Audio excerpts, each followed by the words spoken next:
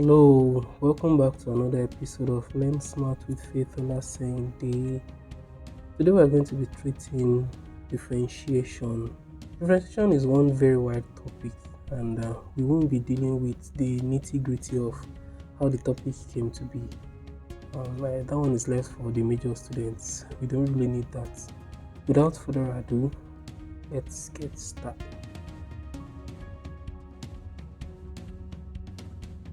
Well, at least we need to understand the basics of differentiation. Differentiation is a way to measure the change in y as a result of changing x.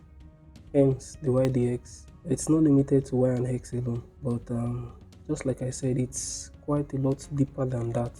Let's just stick with what we need. You don't actually need to go that deep. Let's try to know some of the rules. Yeah, for these rules, you are expected to know them just for what they are, since we're not really concerned about how to prove them. So the first rule is the power rule. This rule is usually seen as the most basic differentiation rule, and an example is y equals to x cubed. Let's try and solve this. Now the idea of this is that the power of x, which is in this case 3, comes down to multiply and then subtract 1 from the power. In the end, you have 3x squared. And let's go to the next one, which is the sum and the difference rule. Y equals 2x cubed plus x squared minus 5.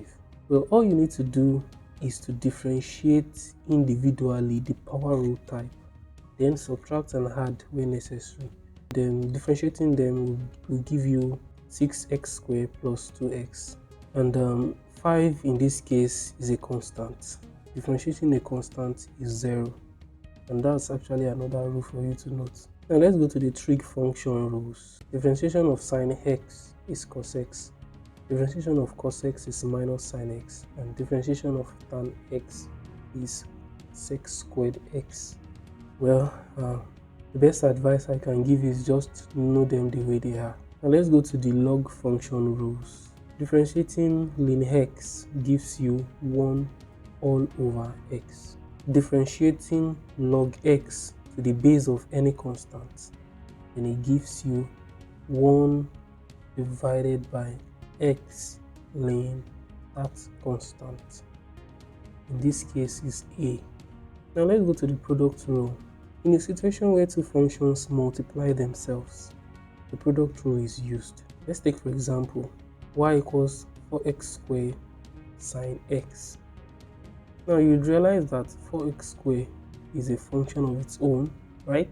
Which is exactly like the power rule type that we did earlier.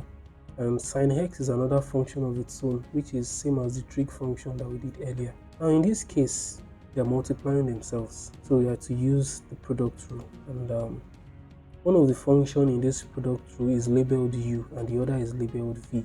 Using the formula of product rule, which is v du dx plus u dv dx, then it means you are going to first write v down. V in this case is sine x. Then you differentiate u, and u in this case is 4x squared.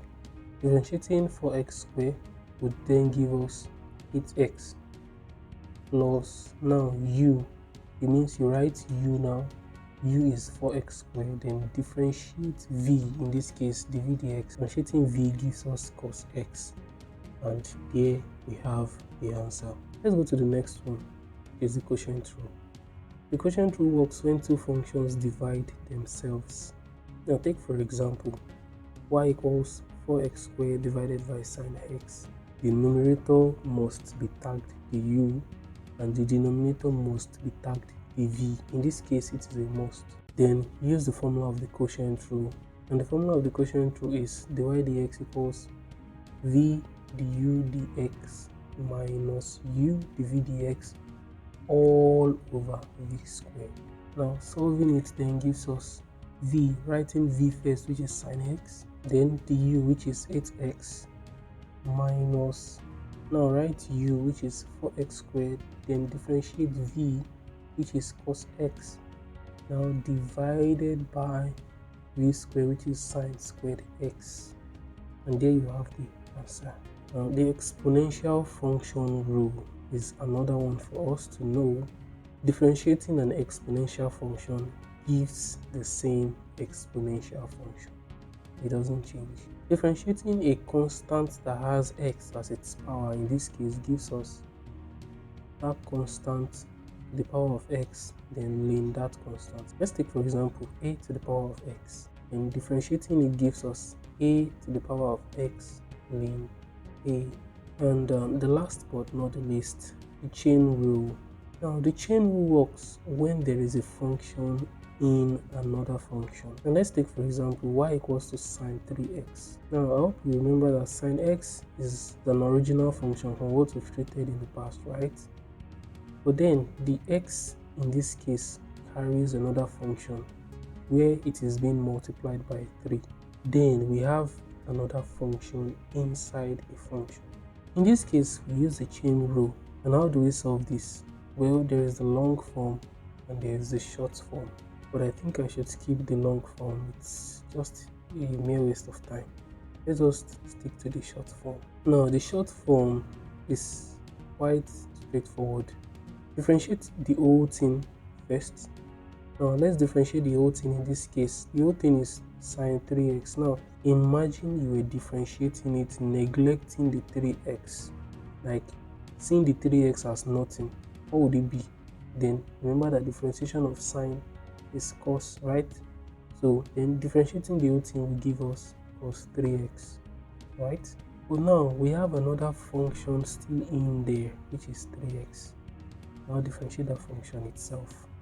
Differentiation of 3x gives us 3. Now multiply everything you have together, which you have 3 plus 3x. What would make your life a whole lot better in differentiation is for you to know all these things by heart. Just know them for what they are. Differentiation of sine is cos, differentiation of cos is minus sine, differentiation of tan is x squared x. Differentiation of an exponential function remains the same exponential function, and so on. It would save you a whole lot when it comes to differentiation. So the first task I'm giving you guys is know all these things, and then I'm going to upload another video where we treat some of the questions, and in the next videos to come we're going to treat how to apply differentiation. Thank you for watching my video this far. Until I see you in the next video, peace.